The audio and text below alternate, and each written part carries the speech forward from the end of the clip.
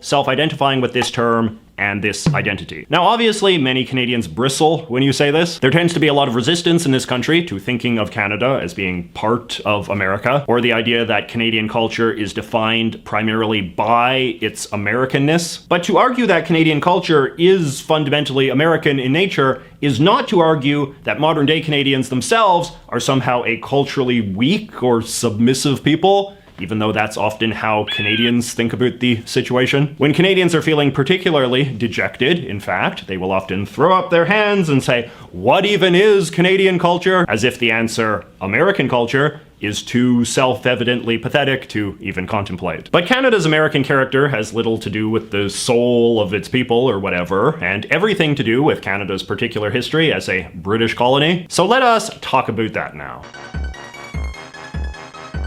So, in the aftermath of the American Revolution, the British politicians back in London were divided by what had caused it. Had England been too harsh on the 13 colonies and provoked them to revolt? Or had they been too lenient and indirectly encouraged them to? It was the second answer that eventually became the consensus opinion, and this had big consequences for how the British would proceed to manage their surviving North American colonies, what became collectively known as Canada. In order to avoid a repeat of the American episode, the British sought to engineer Canada into an aggressively unambitious society that would be much more dependent on Britain, both politically and economically, than the 13 colonies had ever been. As a result, the British proceeded to run Canada during the late 18th and early 19th centuries according to some very specific policy goals. Goal 1. Economically, Canada was to remain pre-industrial. Its economy would be primarily based around hunting, fishing, logging, and farming, with a tariff regime favoring the export of raw materials directly to Britain,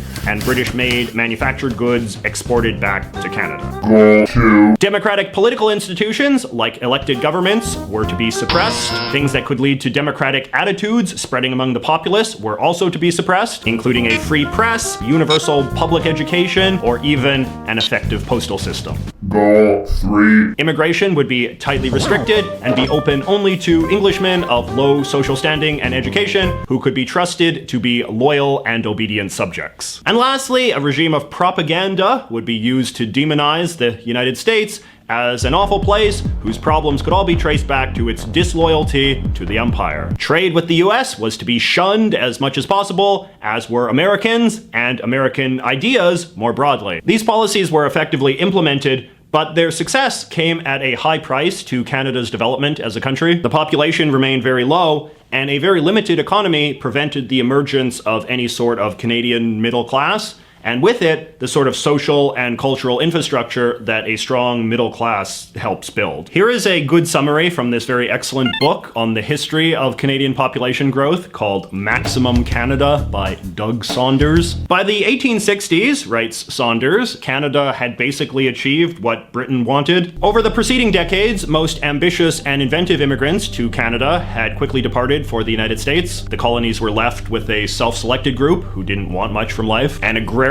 very religious, austere population of peasants and laborers who tended to see change and growth as a threat rather than an opportunity, and a consumer economy as generally sinful excess. In 1867, about 80% of Canada's 3.3 million people were farmers. The majority of them were subsistence farmers, growing only for their own consumption. Even the biggest cities, Montreal and Toronto, were mainly agriculture processing centers. It was not unusual to see herds of cattle driven down Toronto's Yonge Street. The enormous changes that had transformed the Western world in the middle of the 19th century, the Industrial Revolution, the rise of great cities and new technologies, and the use of government to ameliorate social ills had almost entirely bypassed Canada. Now, obviously, this didn't last forever. In the aftermath of the US Civil War, Britain and the United States finally established permanently friendly relations, which made the preservation of a British Canada a less important geostrategic goal for the UK, which led to Canada becoming a more free, democratic, and self-governing place, as well as a place that was less shackled to Britain's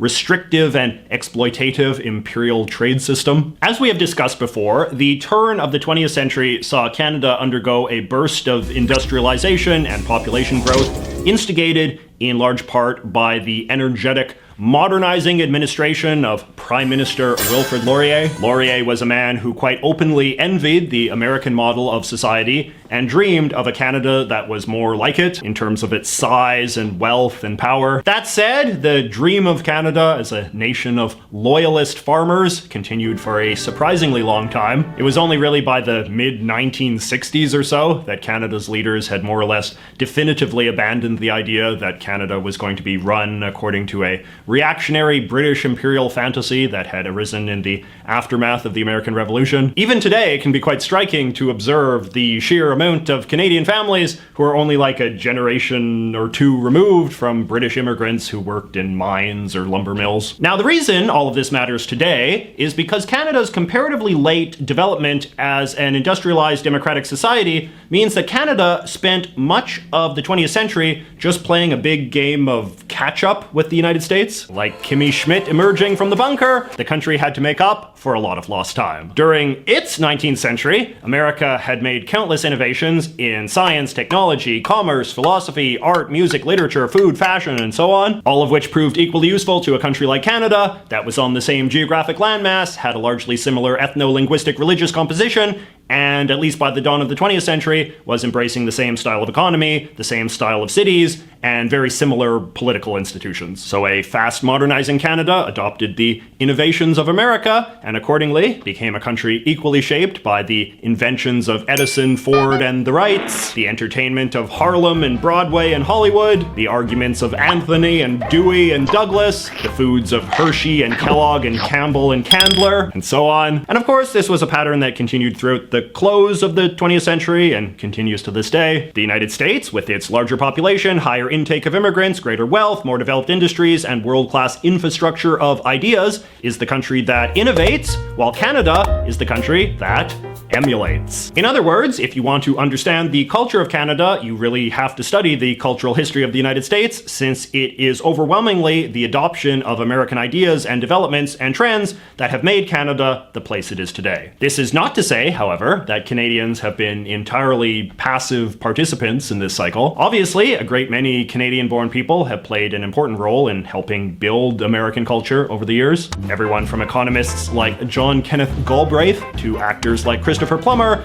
to more idiosyncratic characters like makeup pioneer Elizabeth Arden or James Naismith, the inventor of basketball. There are always anxieties over Canada's so-called brain drain of talent to the United States, but even when a Canadian leaves, Canadians as a whole usually wind up benefiting. We lost Shatner, but gained Star Trek.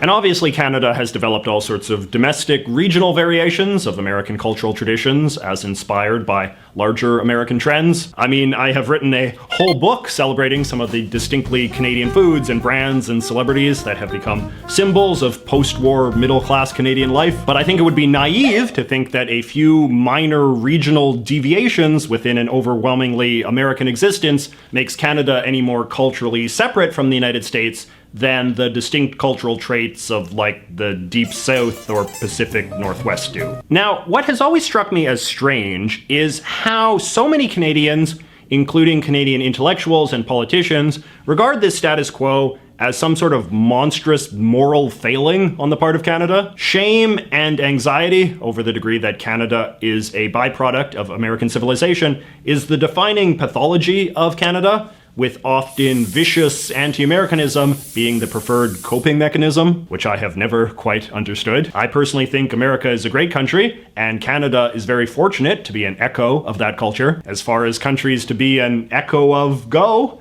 you could do a lot worse than the USA. And most Canadians clearly agree on some level, which is why the Canadian government's various nationalistic projects to wean Canadians off American television or music or whatever have generally flopped due to a lack of public support, which is what makes Canadian anti-Americanism such a strange and self-loathing phenomenon. Many Canadians are perfectly happy to use American as a slur, presenting it not as a word that accurately describes their own culture, but rather an insult to describe bad foreign things. The Canadian press and Canadian politics is full of complaints about American style this or that and the supposed Americanization of Canada. But given the degree that Americanization has been inseparable from the development of modern Canada, An anti-American Canadian makes about as much sense as a Japanese person complaining about the Japaneseification of their country. But you know, Canada is a post-colonial country, and countries